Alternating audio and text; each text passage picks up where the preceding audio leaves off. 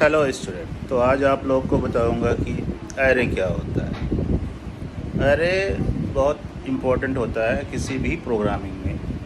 Programming की जान जो होती है वो एरे में ही होती है। अगर किसी ने एरे समझ लिया ना तो उसके लिए प्रोग्रामिंग आसान हो जाती है। हर जगह एरे का यूज होता है। एरे क्या है? एरे एक वैल्यू होल्डर है, या इसकी डिफिनीशन आप ऐसे कह सकते हो, it can hold one or more of similar और डिसिमिलर टाइप वैल्यू। ये एरे में आप एक तरीके के या एक से अधिक तरीके के अलग अलग तरीके के बहुत सारी वैल्यू को एक साथ स्टोर कर सकते हैं। एरे दो तरीके के होते हैं, एक होता है न्यूमेरिक एरे, दूसरा होता है एसोसिएट एरे। और दोनों एरे में दो तरीके के और टाइप होते हैं, जैसे सिंगल डायमेंशन एरे और मल्टी डायमेंशन एरे। तो न्यूमेरिक में भी सिंगल डायमेंशन मल्टी डायमेंशन होते हैं, और एसोसिएट में भी सिंगल डायमेंशन और मल्टी डायमेंशन एरे होते हैं। डिक्लेयर कैसे करते हैं एरे को?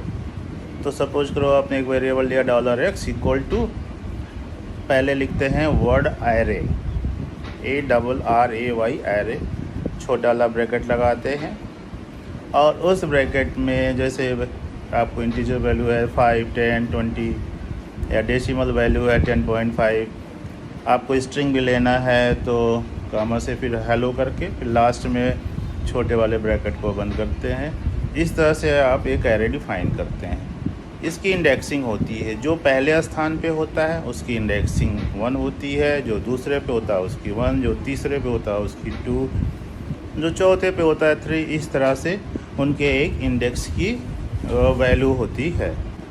और इसी तरह से दूसरी तरीके से भी आप एरे को डिफ़ाइन कर सकते हैं। सपोज करिए आपने $x लिया, अब बड़ा वाला ब्रैकेट ले लिया, बड़ा वाला ब्रैकेट खोला और बंद किया, उसके बाद इक्वल टू आपने 5 किया, दूसरी लाइन में फिर आपने सिमिलर करके उसमें 10 कर दिया, फिर 20 कर दिया। इस तरह से आप जितना बड़ा करना चाहें और उस एरे में आप वैल्यू को डालते जाओ, असाइन करते जाओ, तो वो एक एरे में सारी वैल्यू स्टोर हो जाती है।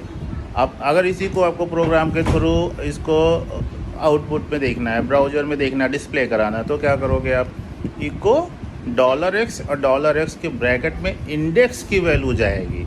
इंडेक्स जैसे आपने यहाँ पे 2 पास कर दिया, तो इंडेक्स 2 का मतलब कि जो तीसरे नंबर पे वैल्यू दिख रही है वो वैल्यू डिस्प्ले होगी ब्राउज़र में। तो अभी जो दूसरा आपने एरे लिया या पहले वाले में भी आपने देखिए, तो अगर आपने इंडेक्सिंग ऊपर देख रखी है तो 0, 1, 2 की जगह पे क्या आ रहा है, 20 आ रहा है। तो क्या इसकी वैल्यू आएगी 20।